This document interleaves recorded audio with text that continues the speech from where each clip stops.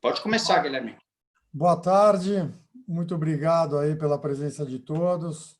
Agradeço o caro amigo Diogo aqui pelo convite, de fazer essa interlocução junto a vocês.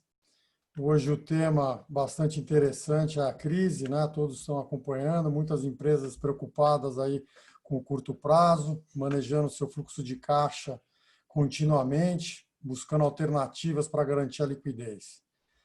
E o que nos traz aqui é um pensamento, uma reflexão sobre as oportunidades estratégicas que se apresentam nesse cenário e com a reabertura da economia. Então, o convite aqui para nós debatermos um pouco como tratar desses assuntos relacionados à performance operacional, né, por meio de melhoria de produtividade, integrados às soluções jurídicas, trabalhista e de gestão de riscos, a fim de que essas oportunidades sejam identificadas e implementadas no tempo certo.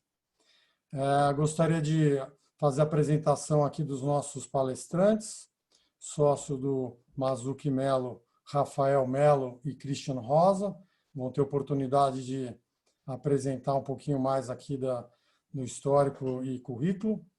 E o Diogo e o Anderson representando também aqui a GoProfit Consulting. Vou começar pedindo, por gentileza, ao Rafael Melo para comentar um pouquinho mais sobre a sua história e a apresentação segue ao Christian. Por favor, Rafael. Obrigado, Guilherme. Boa tarde, eu agradeço a todos que estão participando como atendizes desse webinar. Bom, só para resumir aqui, eu sou advogado há cerca de 20 anos, atuo com ênfase na área trabalhista e na área de litígios complexos. Sócio do Mazzucchi Melo, está aí atendendo clientes e empresas em diversas áreas do direito, sempre com foco no âmbito empresarial.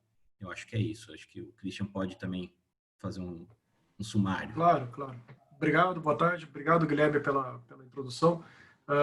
Christian, sócio do Mazzucchi Melo Advogados. Eu tenho cuidado da equipe de compliance e direito público. Acaba sendo um guarda-chuva um pouco amplo, mas essa oferta de serviços tem sido necessária nesse movimento que as empresas têm feito por gerir riscos jurídicos e, portanto, o compliance como uma metodologia aí de cumprimento de normas passou a ser fundamental. 15 anos de experiência, sempre nessas relações de maior risco, especialmente público-privadas, e há um ano e meio já no escritório, bastante contente em liderar essa equipe de compliance. Maravilha. Muito obrigado. Diogo Toledo, por favor, com a palavra. Boa tarde, pessoal.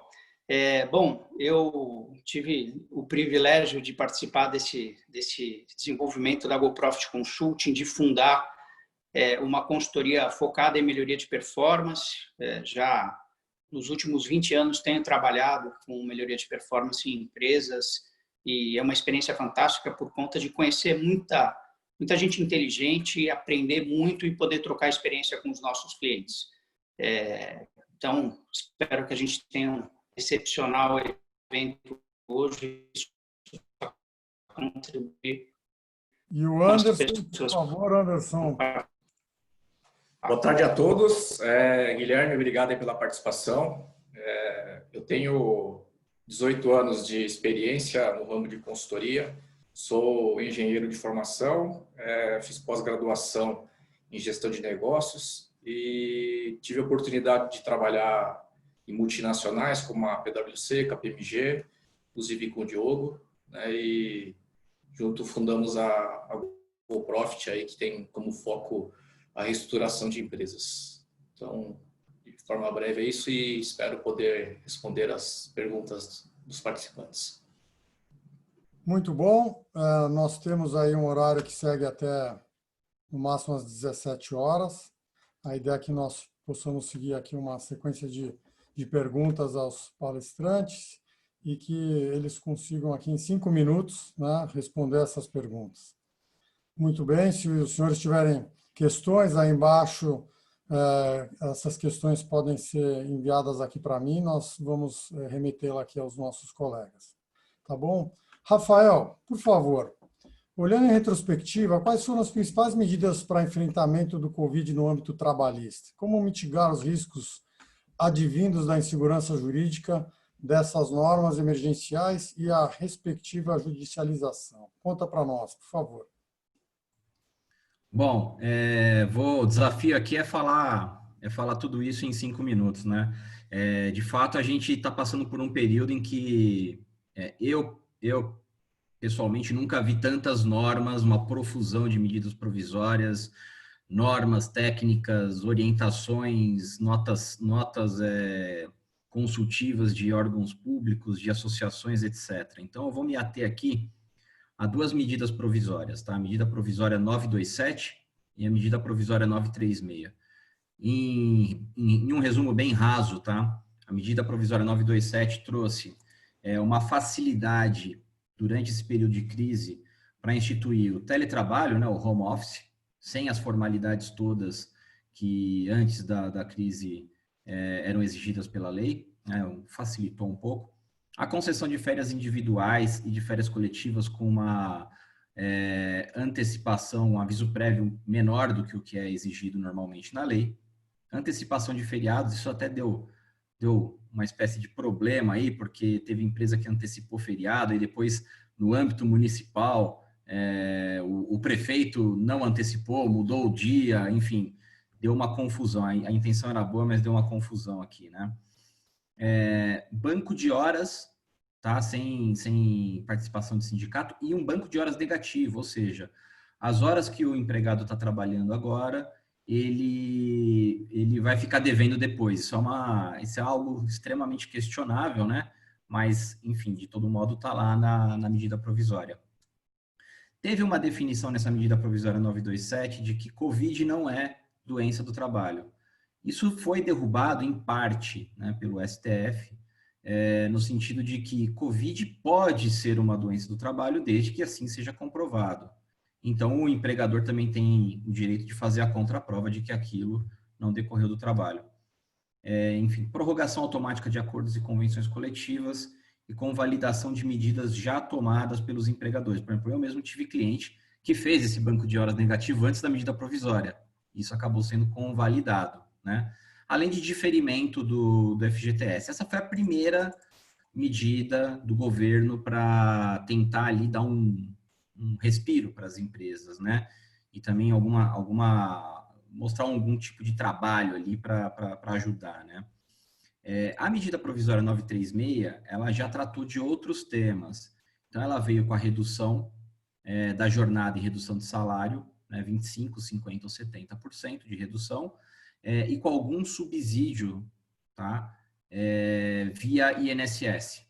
Tá? Então, você reduz 25% e vai ter um subsídio dessa redução proporcional de salário pelo INSS. Dependendo do patamar de salário, o empregado vai ter perda efetiva. E agora, se o salário for menor do que, por exemplo, o teto do INSS, essa perda ou não vai ocorrer ou vai ser menor, tá? Porque o INSS vai cobrir a redução. O layoff, né? O layoff por 60 dias. Tentaram fazer um layoff na medida provisória 927, mas era uma coisa absolutamente inaceitável, né? Não tinha nenhuma contrapartida para o empregado, era simplesmente tirar todo mundo do trabalho, não pagar nada e tudo bem, tá?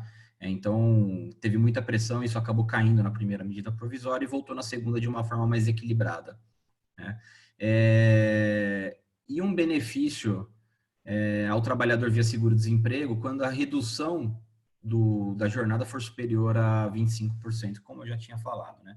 Qual é a premissa aqui? A premissa é que essas medidas todas, elas visam proteger o trabalho, proteger o emprego, ou seja, manter o vínculo, tá? Tentar ao máximo fazer com que as empresas não demitam. Isso é importante por quê? Porque se a empresa se utilizar disso e esquecer dessa premissa, fatalmente isso vai ser questionado judicialmente depois. Tá? Então, você faz uma redução de jornada com redução de salário. Tem uma estabilidade prevista ali na medida provisória, pelo período que essa redução durou. Por quê? Porque a premissa você não está usando esse benefício só em prol da empresa, você está usando esse benefício em prol da empresa e com o objetivo de manter salários, manter empregados vinculados àquela empresa, com o objetivo de não fazer com que a economia de uma hora para outra tenha uma onda enorme, ainda maior do que a gente está vendo, de desempregos, né? Então, essas duas medidas provisórias trouxeram aí esses alívios, vamos chamar assim, mas com a premissa de manutenção de empregos. Aí uma polêmica, né? Para fazer tudo isso, o sindicato precisa ser inserido na discussão, precisa negociar com o sindicato. As medidas provisórias afastaram os sindicatos dessa história.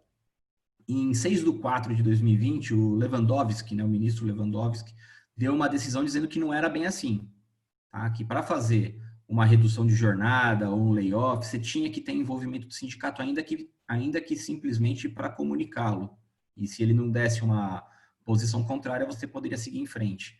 O contrário do que estava na medida provisória, tá? Depois veio o pleno do STF e derrubou essa decisão do Lewandowski, dizendo que não. Ou seja, hoje não precisa. É recomendável fazer tudo sem o sindicato? Não é. Porque muito embora a STF tenha dado essa decisão dizendo, ok, pode seguir em frente aqui sem o sindicato, o sistema judicial brasileiro não é assim tão seguro. Então, daqui um ano e meio, alguém vai questionar a forma como a empresa adotou essas medidas da medida provisória 927 e da 936, e é possível, sim, que um juiz entenda, não, aquilo tudo era um show de inconstitucionalidades. Você não andou bem, você não teve cautela ao adotar essas medidas, muito embora estivéssemos em crise, né? Muito bom, Então tem que tomar muito cuidado. Eu até fiz algumas anotações aqui, no final eu gostaria de passar algumas dúvidas em relação ao próprio trabalhador na sua rotina, né, de vir ao seu ambiente de trabalho, se esse risco do deslocamento também faz parte aí dessa preocupação, mas eu vou passar agora uma nova questão para o Diogo, e a gente vai ouvir um pouquinho dele em relação a esse contexto, né? A maioria dos setores precisou se adequar com seus custos ao novo patamar de receita, né? Uma dúvida que os executivos têm é: a melhoria de produtividade só é possível nos segmentos industriais ou também consigo fazer isso no setor de serviços, Diogo? Valeu, Guilherme. Essa é uma pergunta muito interessante do ponto de vista de que as pessoas muitas vezes fazem uma direta relação entre melhoria de produtividade com apenas a produtividade fabril, ou seja, você só pode fazer isso dentro de uma indústria onde você tem lá a disponibilidade da máquina e do homem, e que uma vez que você consiga produzir mais com esses mesmos recursos, a sua produtividade é maior. O que nós entendemos e temos feito em diversos projetos é melhorar a produtividade, essencialmente, inclusive, em empresas de serviços, em áreas administrativas do negócio, né? Até para trazer um pouco de cores e colocar um exemplo, nós temos um projeto no setor de telecomunicações, onde fomos solicitados aí para fazer uma avaliação, um assessment muito detalhado de toda a estrutura financeira, uma empresa multinacional bastante grande, e nós tínhamos que olhar tesouraria, controladoria, FP&A, e algumas estruturas da área financeira e quão efetivas e produtivas elas eram. E, principalmente, quais alternativas nós enxergávamos para melhorar a produtividade, ou seja, fazer mais com os mesmos recursos. Como nós desenvolvemos esse projeto? Através de 2 pilares básicos. O primeiro, de um mapeamento de processo muito bem desenhado para entender como a empresa estava posicionada naquele momento. E esse mapeamento levou em conta as atividades que eram desenvolvidas e como elas tinham interação entre as áreas e as áreas clientes ou fornecedoras da empresa. Através disso, nós conseguimos enxergar claramente, dentro dessa dinâmica, como os processos poderiam ser mais dinâmicos, mais rápidos, efetivos, sem perder a segurança, sem perder a estrutura, perdendo a governança consequentemente. Do outro lado, nós olhamos recursos humanos, ou seja, a fundo quais são as atividades que as pessoas desenvolviam, como elas desenvolviam, se aquilo fazia parte do core daquela área ou do que a pessoa deveria fazer, ou se não fazia, se era uma atividade que muitas vezes tinha sobreposição, tinha algum tipo de ineficiência, né? Uma vez que nós fechamos esse pilar de pessoas e processos, ficou muito mais fácil de redesenhar a estrutura como um todo, colocando as pessoas nos lugares corretos, onde elas podiam desempenhar mais e melhor as suas atividades e, principalmente, daí olhando para os processos, conseguir fazer isso de maneira mais rápida, mas não menos segura, do ponto de vista de robustez, né? Quer dizer, esse projeto especificamente, nós conseguimos melhorar em 35% a produtividade desse time. Foi importantíssimo, por quê? Porque a empresa tinha uma necessidade muito grande de conseguir dar velocidade de resposta nos seus SLAs, que a área financeira tinha com as demais áreas da empresa, e passando por um momento delicado, né? 2019 foi um ano que o Brasil não cresceu muito, né? Até pré-pandemia, né? Ainda estava num processo de recuperação. E as empresas não tinham muito orçamento e investimento para poder contratar massivamente e cobrir essa necessidade de, com pessoas, atingir seus objetivos que eles tinham de maneira corporativa. Então, foi muito bacana porque nós conseguimos, de fato, melhorar a produtividade, conseguir trazer um resultado importante sem a empresa ter que utilizar o expediente de fazer novas contratações. E também, muito importante, da gente colocar esse exemplo para mostrar que, quando você quer crescer a produtividade, pode ser de um pequeno processo, de uma área, de uma empresa como um todo, pode ser uma empresa de moda, pode ser uma indústria química, pode ser uma empresa puramente de serviços consultivos, como a própria GoProfit é.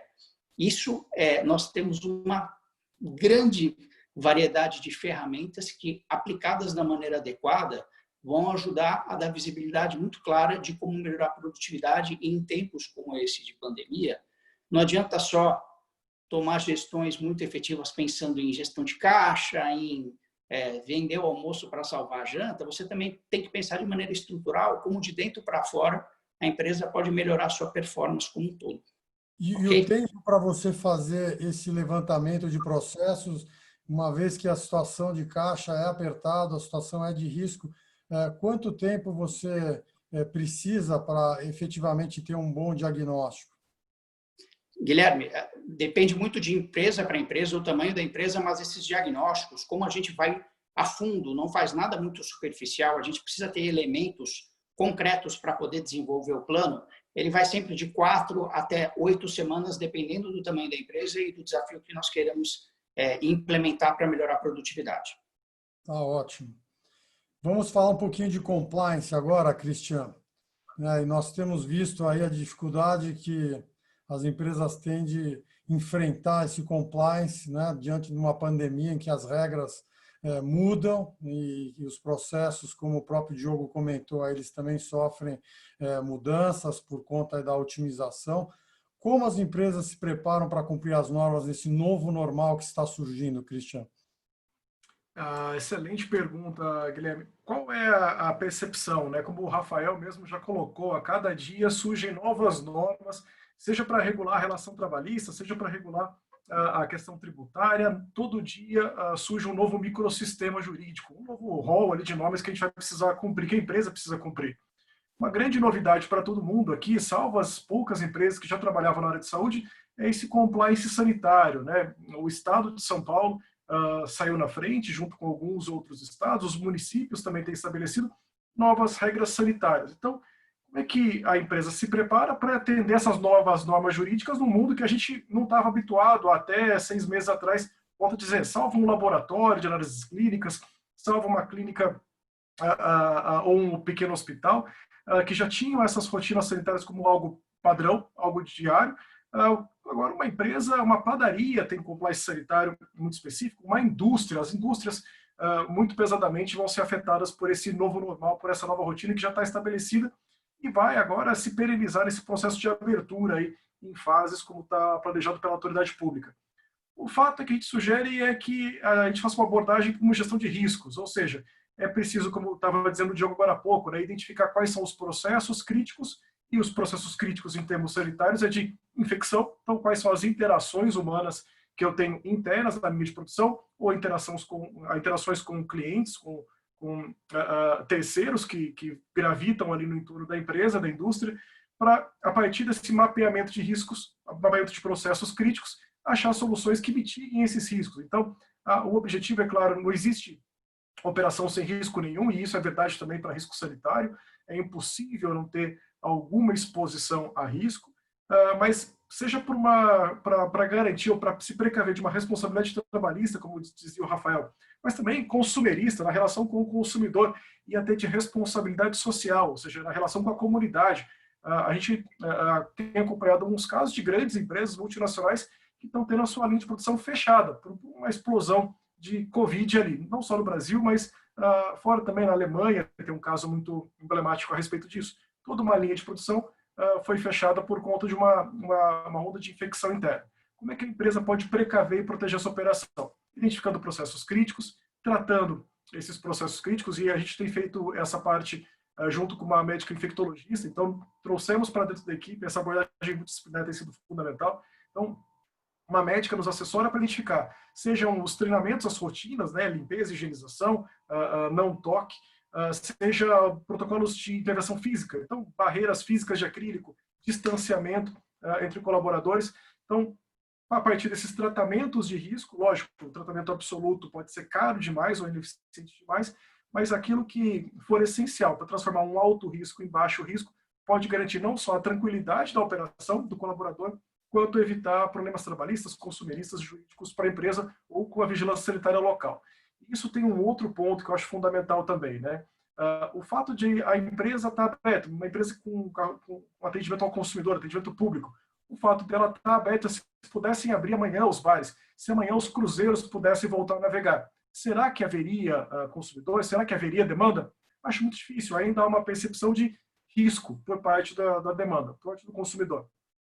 Na medida em que a empresa se avança e ela própria adota protocolos de gestão de risco sanitário, ela está passando uma mensagem clara para o consumidor dela, né, para os consumidores em potencial dela, de que aquele ambiente é um ambiente que isso está sendo controlado, de que os riscos foram identificados. Portanto, eu sei que ali dentro da cozinha ou na linha de produção está tendo um cuidado extra, de maneira que o produto final que eu estou adquirindo, ele está livre ali de um risco de contaminação. Então, seja para atender a norma jurídica mesmo, seja para reduzir essa assimetria de informação e passar a ganhar de novo a confiança de que o usuário pode ir ao estabelecimento, de que ele pode estar na sua empresa, e o trabalhador, de que ele pode estar na linha de produção sem grandes preocupações. Para tudo isso, a gente tem entendido a necessidade de um compliance sanitário para fazer frente a esse novo direito do dia seguinte, pós-pandemia. A gente percebe que sem esses protocolos, a companhia vai ter mais um telhado de vidro em relação a todos os outros que já se acumulam em relação à questão trabalhista, né? Acho que é um detalhe que deixou de ser uma particularidade de empresas que mexiam com alimentos e passa a ser uma necessidade para todas as indústrias, né? E segmentos. Aproveitar agora a presença do Anderson, falando um pouquinho aí do setor industrial. Qual a sua leitura, Anderson? Quais são os pontos em que as empresas precisam se precaver para saírem fortalecidas dessa pandemia? Como é que você vê isso? Por favor. Boa pergunta, Guilherme. Para responder essa pergunta, eu preciso segmentar as empresas em dois grupos. O primeiro grupo é aquelas empresas que foram beneficiadas com a pandemia, né, onde tiveram aumento nas vendas. Aí a gente pode citar como exemplo empresas de alimentação básica, né, por conta do home office, do ensino à distância, ou seja, as pessoas passaram a se alimentar dentro de casa. As empresas de produtos de limpeza também, que tiveram um aumento no volume. As empresas de produtos de prevenção, como álcool gel, máscara. E o outro grupo, pelo contrário, que tiveram redução no volume de vendas. Aí a gente pode citar o setor de eletrodomésticos, o setor de vestuário, o setor automotivo. Só como título de exemplo, o setor automotivo ele alcançou um triste recorde no mês de abril, né? Ele produziu um pouquinho mais de 1.800 carros, que é a pior marca desde 1957. Falando um pouco do grupo que foi beneficiado, assim, o principal cuidado que eles têm que ter é avaliar a rentabilidade dos produtos, né? Então, se você aumentou o volume, você precisa pegar principalmente os produtos da curva A de faturamento e ver se eles são rentáveis, né? Não adianta nada você aumentar o volume de um produto que é deficitário. Então, baseado no aumento do volume, trabalho do PCP, que é o Planejamento e Controle de Produção, torna-se fundamental, porque você precisa fazer o sequenciamento eficiente da produção para você ter o melhor ganho de produtividade dentro da fábrica. Com isso, você vai ganhar na questão de contratar menos pessoas, de fazer menos investimentos em máquinas, para você poder produzir esse incremento de volume. Agora, falando das empresas que tiveram perda de volume, nesse caso, eles têm que adequar a nova realidade. Aí a pergunta que todos fazem é, qual que é essa nova realidade? Né? Então, no nosso entendimento da GoProfit, assim, a retomada de volume pré-Covid, nós estamos prevendo que vai acontecer apenas em 2021.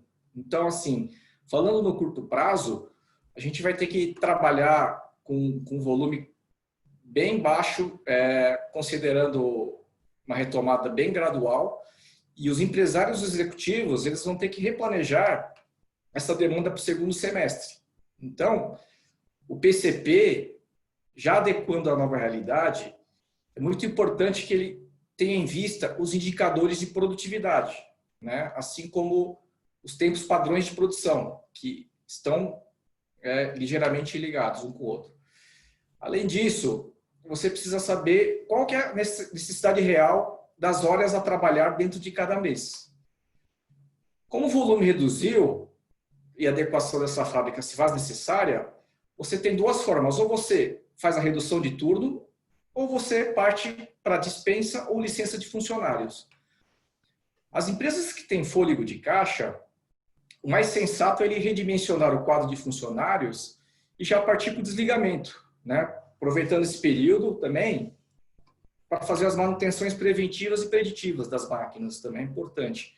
Porque quando a retomada vier, o risco de ter paradas de manutenção vão ser menores. Agora, para as empresas que não têm caixa, nós tivemos a MP 936, como foi citado anteriormente, que buscou a manutenção dos empregos e rendas. E qual que é o objetivo? É ver a adequação da mão de obra de acordo com o novo volume. Ou seja, eu posso fazer uma redução na jornada de 25%, 50% ou 70% da carga de trabalho. Além da redução da folha, você indiretamente vai ter uma menor redução no vale transporte, nos GGFs, que a gente pode citar energia elétrica, água, café, almoço. Então, parece que não é nada, mas assim, a redução é bem significativa se você utilizar essa MP. E uma questão, Anderson, aproveitando, você acha que justificaria ao empresário fazer uma adequação da sua linha de produção para um produto, eu posso dizer, por hora sazonal, em função da pandemia, e aproveitar essa oportunidade para ter uma entrega imediata e rentabilizar o negócio, ou essa mudança não justifica dentro de um contexto aí corporativo? Guilherme, vou te responder da seguinte forma. O produto que é rentável, sempre faz sentido você agregar a sua produção. Agora, não adianta você agregar um produto que tem margem negativa, né? Então, assim, você vai perder duplamente. Você está entregando um produto com margem negativa e você está deixando de usufruir esse benefício da medida provisória. Então, assim, eu estou literalmente pagando para trabalhar. Então, não faz o menor sentido.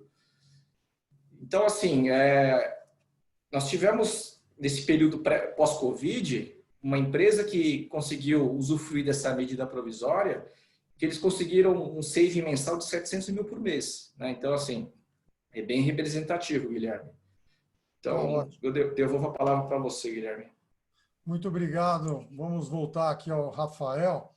Rafael, por favor, a sinalização das autoridades sobre essa retomada das atividades empresariais, quais são as recomendações jurídicas e protocolos para reiniciar atividades presenciais? E quais transformações jurídicas impostas pela crise podem ser mantidas em prol de ganho de eficiência e produtividade?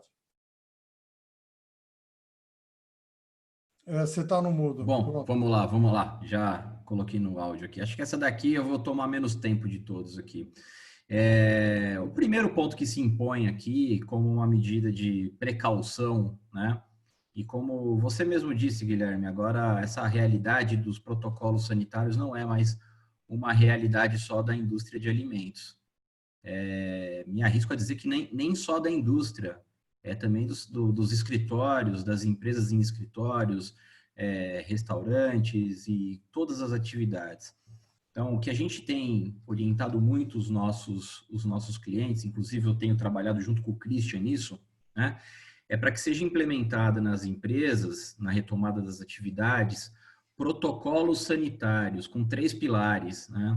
Um pilar é o trabalhista, seguir todas as recomendações, em especial as que vêm do Ministério Público do Trabalho, que tem agido de forma muito forte para fiscalizar mesmo as empresas, tá?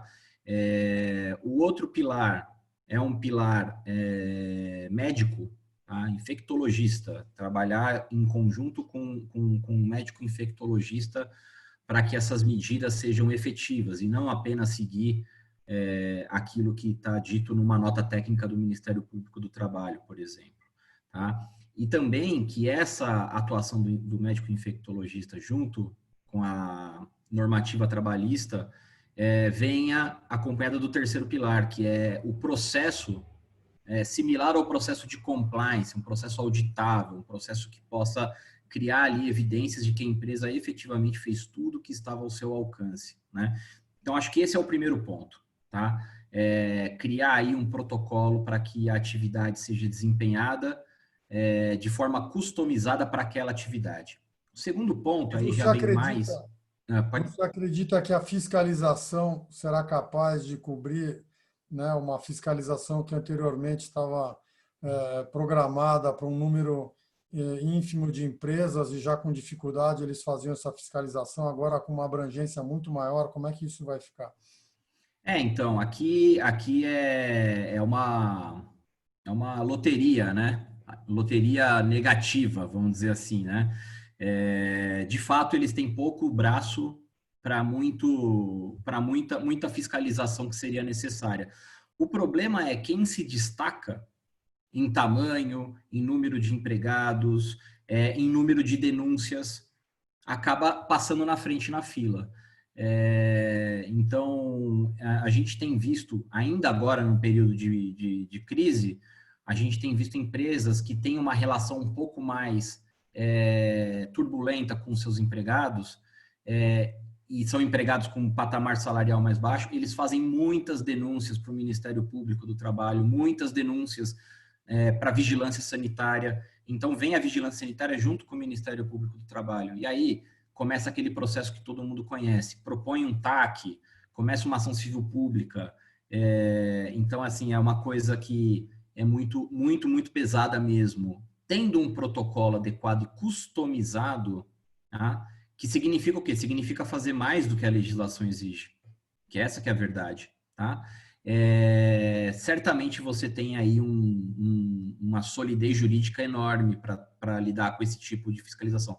Agora, não dá para saber se você vai ser fiscalizado ou não. Tá? Realmente é um ponto. Tem pouco fiscal para muita gente. Né? Eu fico imaginando também essa possibilidade do home office se instituir de maneira definitiva.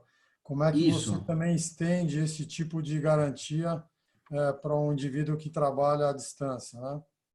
Exatamente. Aliás, o segundo ponto que eu ia tratar é justamente da transformação digital, né? Muitas empresas passaram por uma transformação digital forçada, né? Ou acelerada por conta da pandemia.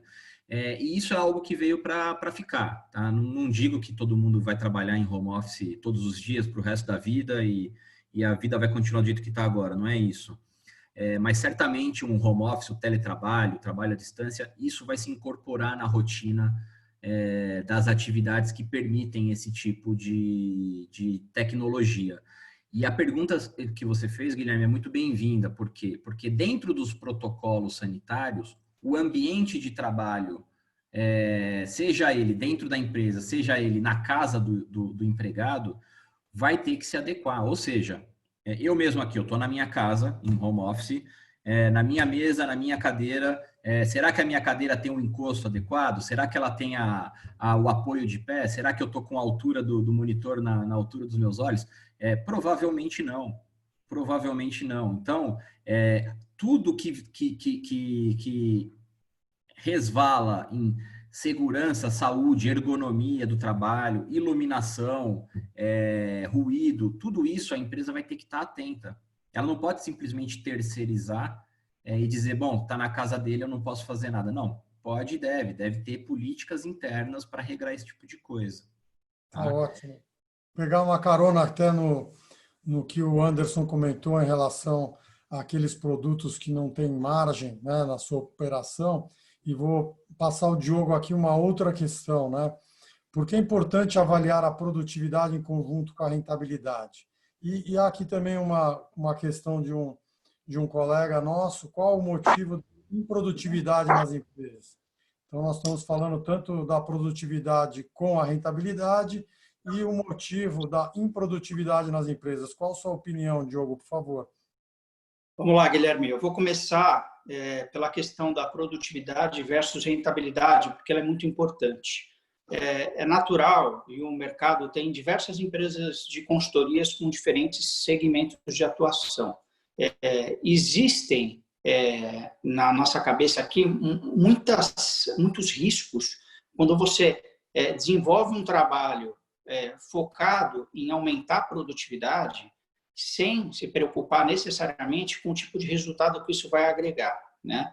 É como o Anderson falou na resposta dele, nós acreditamos que isso está no nosso DNA, que você precisa mapear muito bem a estrutura de geração de valor do negócio, dos seus produtos ou serviços, para daí sim conseguir abordar de maneira mais estruturada a questão da melhoria da produtividade, né? Não adianta melhorar a produtividade daquilo que não gera resultado. Parece algo um pouco óbvio, mas assim, em muitos dos nossos projetos, eu vou dizer até empresas enormes, assim, nós identificamos gaps até importantes na hora de compor a margem e resultado de determinados produtos, né? E o que isso gera? Uma estratégia errada, e não é nem só no aumento da produtividade, que é o tema desse webinar, mas também pode atrapalhar o processo de precificação comercial, estrutura de custos e despesas, enfim, é um problema que é em cadeia, né? Então, quando a gente imagina fazer um belo trabalho de aumentar a produtividade, o pilar principal e anterior a isso é entender aonde a empresa gera valor. E daí sim direcionar um belo plano do aumento da produtividade, porque você vai conseguir maximizar resultados. Quanto à segunda pergunta que você fez... Posso responder, Diogo, essa aí? Se quiser, eu respondo. Claro, fica à vontade, Anderson, por favor. Então, assim, acho que a pergunta que foi colocada é quais os principais motivos da improdutividade, né? Ou seja, o que causa a perda de produtividade. Vou pegar assim de forma genérica, isso, claro, depende de empresa para empresa, mas assim, um ponto que a gente sempre encontra nas empresas no período do diagnóstico é a variação de ritmo.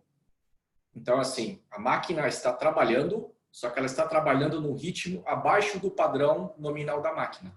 Então, assim, a máquina foi projetada para produzir 10 peças por minuto. E por questões de manutenção, regulagem, ou quaisquer outros motivos, ela não está produzindo 10, ela está produzindo 7. Então, assim, é um indicador que você só consegue pegar se você estiver monitorando hora a hora a produção. Porque a máquina, ela não fala, né? Você não vê, ela está trabalhando. Então, assim, você precisa ter esse indicador na mão para identificar e tratá-lo de tal forma que você passe de 7 para 10. Então, a variação de ritmo é um dos principais motivos da perda de produtividade. Aí temos os tradicionais, que é falta de matéria-prima, falta de programação, falta de operador. Por incrível que pareça, né? Você tem um produto para produzir, mas não tem um operador para produzir. Então, assim, eu elencaria esses os principais motivos da improdutividade. E pensando nesse advento de inteligência artificial, como que isso tem contribuído para a redução dessa improdutividade, né? A gestão desses mesmos indicadores, né? De matéria-prima, de capacidade produtiva, de eventualmente uma parada preventiva, como que isso pode contribuir de imediato aí para quem está sofrendo com essas questões todas, Anderson? Guilherme, assim, no histórico que eu tenho dentro da consultoria, esse é um tema ainda embrionário, né? Inteligência artificial, Big Data. Eu acho que é um vasto campo que tem a ser explorado aí, que as empresas não estão nem usufruindo 1% do que é disponível. Então, assim, dentro da inteligência, você pode buscar benchmarkings de empresas semelhantes à sua, né? Então, isso, nenhuma empresa, mesmo as multinacionais que nós já passamos, não trabalha com esse tipo de inteligência, né? Então, assim, é um Tem longo muito que caminho a ser fazer percorrido, ainda, Guilherme. tem ainda muito o que fazer no tradicional para chegar na sofisticação. Muito, muito. Assim, tem um trabalho aí de alicerce pesado para ser feito até chegar nesse nível de excelência, Guilherme. Tá certo. Ô, Christian, vamos falar um pouco agora de perspectiva positiva, né? Porque eu acho que todo mundo está precisando olhar para esse horizonte e ver um céu azul, né? Acho que essa questão da Covid aí vem se arrastando já por um semestre, e todo mundo pego de surpresa, se reinventando, antecipando o que foi possível em termos de projetos para digitalizar as companhias. A hora que nós olhamos no papel do governo, né, o poder público, qual a sua percepção sobre o papel do poder público na retomada da atividade econômica? E que importância que você vê nos projetos de infraestrutura, as licitações, gastos públicos em geral, como aproveitar esse nicho de mercado? Qual a sua opinião, Cristian? Perfeito. A ideia, Guilherme, aí tirando um pouquinho o chapéu de advogado e pondo o chapéu de economista, né? O fato é que em grandes crises como essas é natural que o mercado demore um pouquinho para entender quão rápido vai ser a retomada da demanda. Então, ninguém produz se não tiver alguma confiança de que vai vender logo mais adiante. Eu acho que, nesse sentido, o poder das compras públicas tem um papel fundamental, um papel indutor da demanda, um papel indutor do giro econômico. Eu acho que já está muito claro que, num país como o Brasil, a infraestrutura sempre teve um papel relevante em termos de PIB, né? A gente acompanhou isso em algumas séries históricas, né? Em alguns momentos da história de maneira mais vigorosa, mais robusta, e eu entendo que necessariamente, sejam gastos públicos, portanto pequenos contratos, pequena demanda, mas de maneira muito especial, os projetos de infraestrutura. Então, ferrovias, rodovias, aeroportos, saneamento básico, que foi aprovado essa semana o novo marco do saneamento básico. A ideia é trazer dinamicidade, trazer ambiente institucional, ambiente regulatório, para que as empresas, o mercado, enfim, agentes privados, se sintam confortáveis a fazer investimentos de curto, médio e de longo prazo, ou longuíssimo prazo, né? Contratos de concessão podem chegar a 30, 40 anos.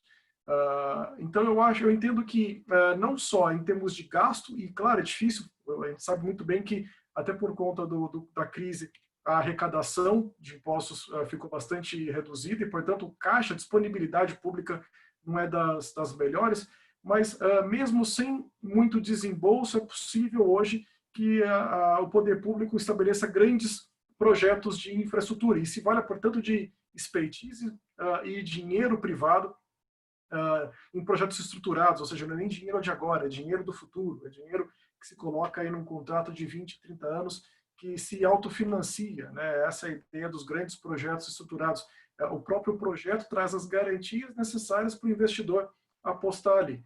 E isso é um ponto fundamental. E uma coisa interessante é algo que até ontem se reservava às grandes empresas de construção, nós sabemos. Esse era um mercado, o mercado de infra, era um mercado reservado para Odebrecht, OAS, Queiroz, e mais 4 ou 5 empresas ali. Seja com a desestabilização dessas empresas aí nos últimos anos, seja agora com o novo marco de saneamento que joga para o município, não mais o Estado, não mais a União, né? Mas também traz ao município a possibilidade, seja de fazer um novo sistema de saneamento, seja de implantar sistemas de resíduo sólido, ou nessa linha de digitalização da vida, né, as smart cities, é um processo claríssimo que está dado e é de projetos de infraestrutura municipal, ou seja, pequenos municípios vão demandar pequenos projetos de infraestrutura.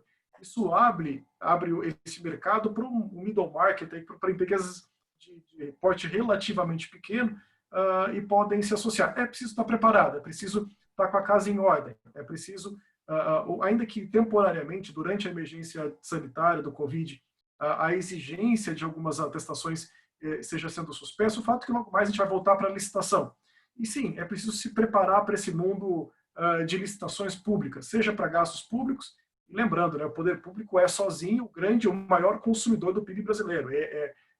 A administração pública unitariamente é quem consome o maior volume de compras no Brasil. Lógico, isso de maneira descentralizada. E agora os projetos de infraestrutura passam a ser cada vez mais descentralizados também. A semana passada veio a notícia da consulta pública de novos parques. Os parques aqui de São Paulo, aqueles 2 parques que ficam na Avenida Paulista, o Trianon e o Mário Covas, vão ser concedidos. Cada vez mais abre-se oportunidade para... É um parque pequeno, quem já esteve lá conhece. Então, cada vez mais se abre a possibilidade para que empresas com relativamente pouco capital possam aproveitar também novas modalidades de contratação com o poder público.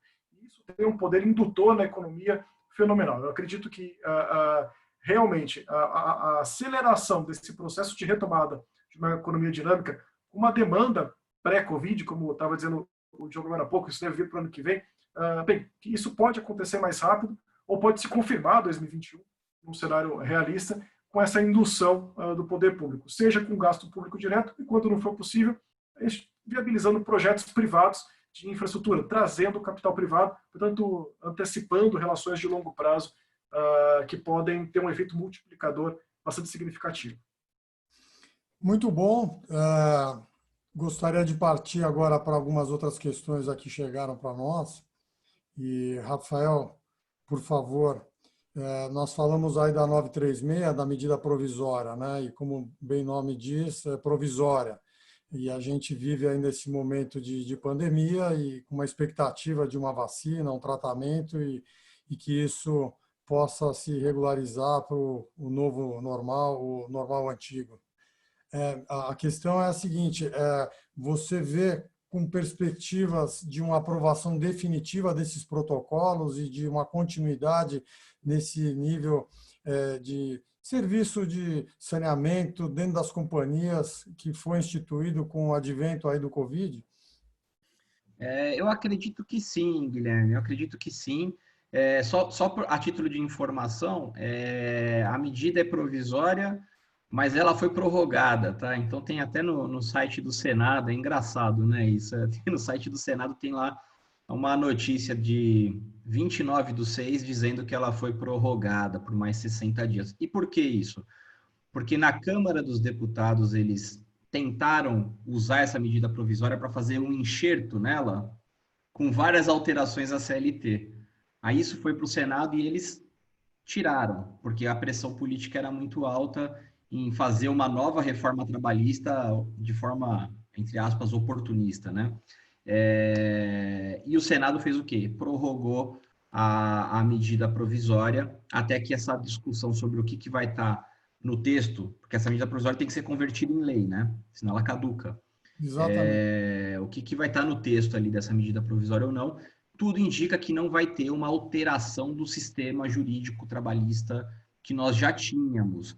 Mas certamente algumas das coisas que foram consolidadas nessa medida provisória vão sim irradiar efeitos para o futuro.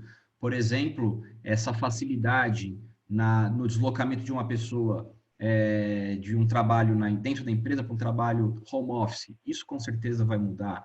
Tá? A questão dos protocolos sanitários, sem dúvida, acho que foi essa semana mesmo, a gente já começou a ouvir notícias de que tem uma potencial nova pandemia surgindo aí, vinda de outros animais, como porcos e tudo mais, né? Então, eu acho que agora, espero também que a lição tenha sido dura o suficiente para que tanto o legislador, quanto as empresas, quanto os empregados, cidadãos em geral, tenham aprendido alguma coisa com isso. E eu acho que protocolo sanitário é um negócio que veio para ficar. Tá? Essa é a minha percepção. Então, a gente vai ter que se reinventar, tanto empresários quanto os empregados, para, nesse novo momento, conseguir trabalhar com protocolos sanitários mais rígidos, dentro de atividades que antes não tinham protocolo nenhum. Tá ótimo, obrigado. Vamos agora fazer uma pergunta para a GoProfit, Anderson e Diogo. A pergunta em relação a esse momento de aflição, né? O empresário tem aí, dentro das condições que vocês comentaram, uma lista de oportunidades de otimização de caixa, de otimização de processos, de otimização de procedimentos e de fabricação. Qual que é a sua sugestão em relação a um plano de trabalho, um plano de ação para colocar todas essas ferramentas em favor dele de uma maneira organizada? Legal. Gente, eu vou responder aqui, o Anderson pode me complementar. Eu acho até um pouco, trazendo um pouco para trás essa perspectiva, porque a pandemia deixou, acho que todos um pouco míopes em relação a tudo aquilo que está acontecendo, né?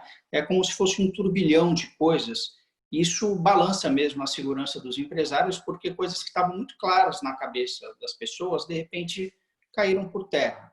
Então, o que eu acredito fortemente, e tem relação com essa pergunta, é que as empresas precisam olhar para dentro e utilizar todo e qualquer tipo de ferramenta consultiva, jurídica, do ponto de vista com que você tributária, enfim, para que você possa melhorar a performance e deixar essa empresa estruturada. A única questão, até para não, digamos assim, tratar de coisas muito de longo prazo enquanto está pegando fogo, tudo, é tentar fazer com que ações de curto prazo possam dar estabilidade para o negócio e segurá-lo e mantê-lo vivo, mas principalmente colocar ações estruturantes que possam explorar ao máximo o potencial da empresa para quando houver a reabertura de mercado, que de fato essa empresa possa se destacar frente aos seus concorrentes.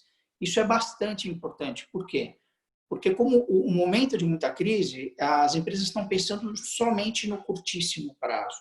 Ou muitas vezes, né, o Rafael e o Christian sabem disso, estão até pensando em processos de judicialização, de recuperação judicial, extrajudicial. O que nós entendemos é que, assim, cada empresa tem uma necessidade específica, né? Essa necessidade pode passar, inclusive, por um processo de recuperação judicial, contanto que todos os quesitos relacionados ao que a empresa precisa para entrar com a RJ sejam preenchidos. O que eu tenho percebido do mercado como um todo é que tem empresas que não precisam, muitas vezes, da recuperação judicial ou que ainda não fizeram a lição de casa do ponto de vista de melhoria de performance. Então, eles acabam queimando uma etapa importante. No último webinar, inclusive, o Mazuco comentou sobre isso, né?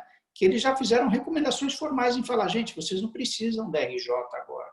Então, eu acho que esse é um momento para trazer que, assim, se você quer organizar todas as ações de uma vez só para conseguir ter resultado, pegue um grupo daquilo que é ação estruturante e faça esse grupo funcionar, e do outro lado um grupo para tocar o dia a dia e fazer as ações emergenciais para a empresa se manter viva. Mas não olhar somente para as ações de curto prazo. Isso vai dar um fôlego provisório, mas não vai conseguir fazer com que a empresa solte de qualidade de resultado ao longo do tempo. Tá ótimo, muito obrigado. Nós temos aí mais quase 5 minutos. Uma última questão para o Rafael e para o Christian, em relação aos protocolos e o custo que os empresários acabam por incluir na sua planilha, né, com todos esses novos procedimentos. Se ele consegue tirar disso também uma melhoria do ambiente de trabalho de forma produtiva e se a gente consegue enxergar que essa mudança de comportamento pode também afetar positivamente o desempenho da empresa. Eu posso fazer um comentário muito rápido aqui, passar a bola para o Christian. Minha opinião, tá, sobre isso. Claro que quando você chega para o empresário e fala, olha, você tem que fazer um protocolo, ele vai olhar aquilo como um custo no primeiro momento, né?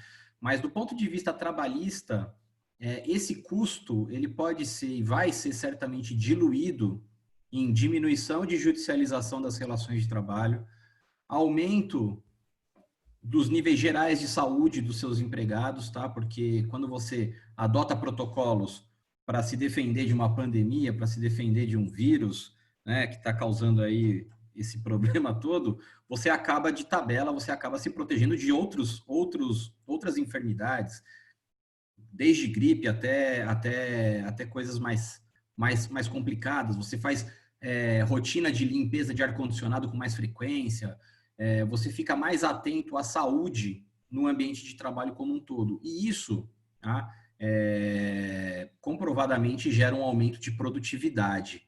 Tá? Então, seja no aumento de produtividade, seja na diminuição de custos com contingências trabalhistas, me parece que o custo de implementação e implantação de um protocolo sanitário é ínfimo perto dos benefícios que ele pode proporcionar. E há a perspectiva de alguma alteração nos riscos ocupacionais do trabalho por conta da Covid? Quer dizer, trabalhos que anteriormente eram a menor risco, como um caixa de um supermercado, que passa a ter uma alta exposição. Vocês acreditam que possa haver uma alteração também nessa questão, como recolhimento de impostos e insalubridade? Eu particularmente acredito, mas isso depende de revisão normativa, né? Principalmente da Secretaria do Trabalho. O que é insalubre, em que grau de insalubridade aquilo vai ficar, né? Antes da pandemia, o governo estava num movimento de enxugar as normas regulamentadoras, né? As NRs, né? Agora isso me parece que vai ficar engavetado, vai continuar a NR do jeito que sempre foi, ali extensa, pouco inteligível, porém, me parece que para ter um efeito de mudança do risco, ou então, por exemplo, mudança lá da alíquota de recolhimento, porque aquela atividade passou a ser uma atividade que recolhe 2% ao invés de 1%, né, no RAT, né? Uhum. Isso daí depende de uma alteração legislativa e ou normativa. Então, por enquanto, não, tá? Muito bem. Gostaria de agradecer aí a presença dos nossos convidados, gostaria de agradecer a presença dos participantes. Este vídeo e essa apresentação foram gravados e estarão sendo enviados aí para os colegas, por meio aí dos colegas da GoProfit, Rafael e Christian Mazuco e Melo, Anderson também, da GoProfit, muito obrigado e até a próxima. Obrigado, gente. Tá legal, gente. Obrigado. Um abraço. Um abraço. Tchau, tchau. Tchau, tchau.